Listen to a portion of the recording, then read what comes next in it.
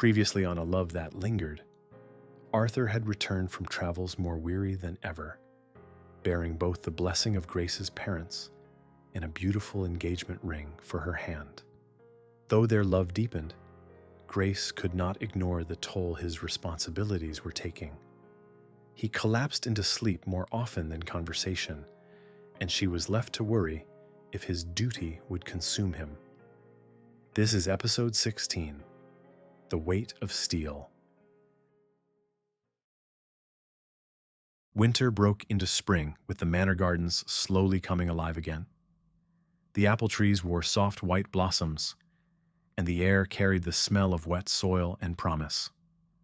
Grace walked those paths often, her skirts brushing against the grass, Oliver's steady voice beside her as he spoke of household matters or listened to her unspoken fears.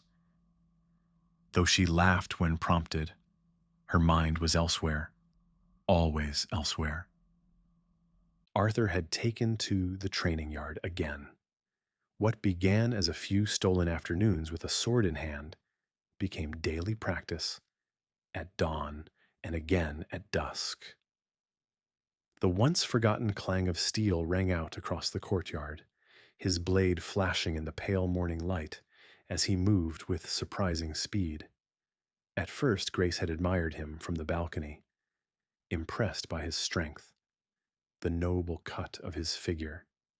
But admiration curdled into dread as she realized he was not merely keeping fit. He was pushing himself beyond reason. Ethel Caldwell watched too, often with a faint frown pressed between her brows. "He reminds me too much of his father," she murmured one morning to Grace, who stood at her side. Ambition and duty gnawed at him until there was nothing left. "He gave himself to the country long before we lost him. I fear Arthur treads the same path." The tension of the border was a whisper in letters, a tremor beneath polite conversation at dinners. But Arthur treated it as though it were a storm already overhead.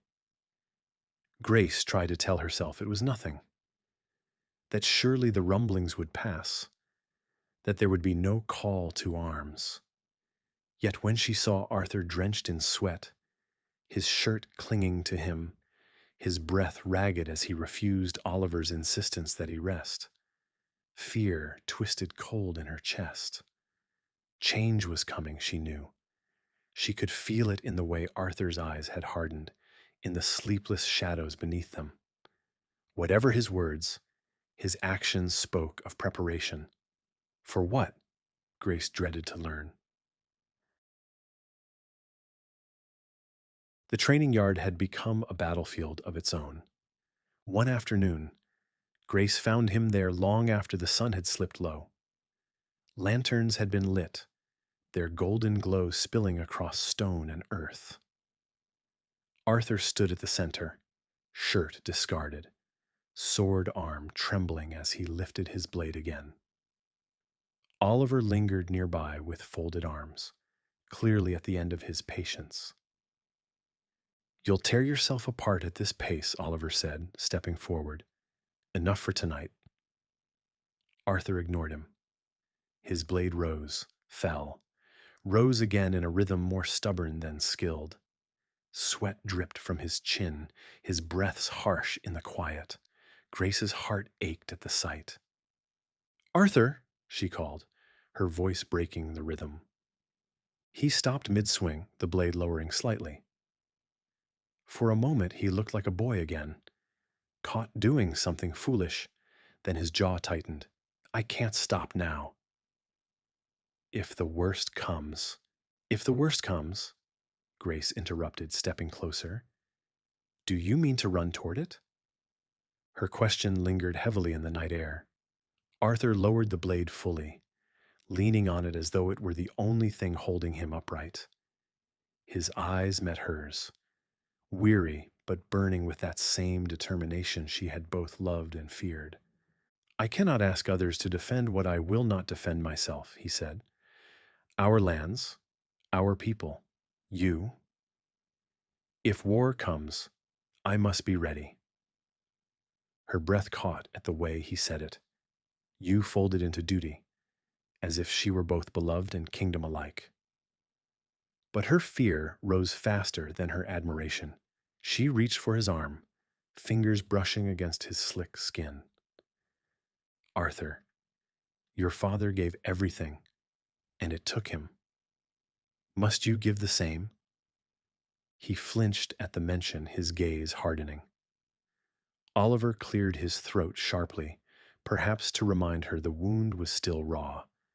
But Grace pressed on. I don't want a hero, she whispered. I want you alive. The silence stretched. Arthur's grip on the sword faltered, and with a sudden clatter it fell against the stone. His shoulders sagged. Oliver stepped forward quickly, steadying him as though expecting him to collapse.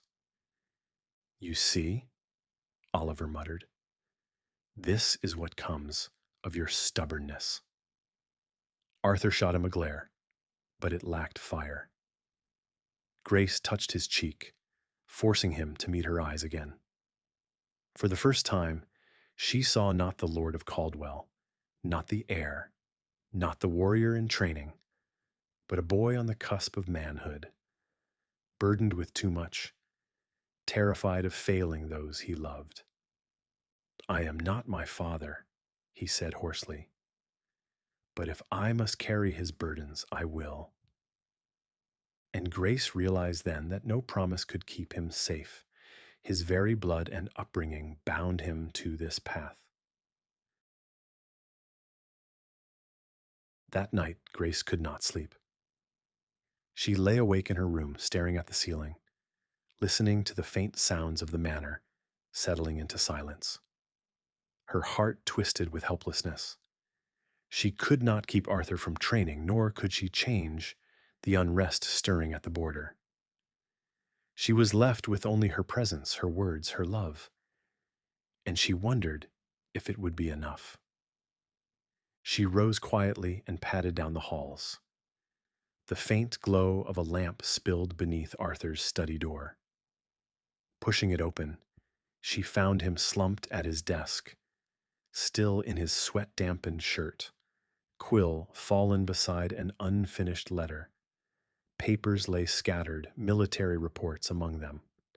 For a moment she simply watched him, the rise and fall of his chest, the exhaustion etched into his features even in sleep. Then carefully, she draped a blanket over his shoulders. He stirred but did not wake. Please, she whispered, brushing a stray lock of pale hair from his brow. Do not let duty steal you from me. Her words were for the quiet, but they carried the weight of prayer. She lingered until her own eyes grew heavy, before finally returning to her chamber. Unbeknownst to her, Arthur had woken faintly at the touch, catching only fragments of her plea. In that half-dreaming moment, his heart ached, not from duty, but from the fear that no matter his choices, he might one day break the promise he made to her on the balcony, to wait, to love, to endure. The next morning dawned sharp and cold for spring. Grace rose to find Arthur gone from the manor, already in the yard again, steel ringing against steel, his figure cut against the rising sun, determined, unyielding. Lady Caldwell stood beside Grace at the window, watching in silence. At length she sighed. He will not stop, she said quietly. Not until something or someone makes him. Grace clasped her hands tightly at her waist, her chest tightening. She knew then that she had a choice to stand by, powerless, or to find some way to reach him before the drums of war demanded more than either of them could give. And though she was young, though her place was not on the training field or battlefield, a thought sparked in her mind. If she could not stop the storm, perhaps she could learn how to weather it.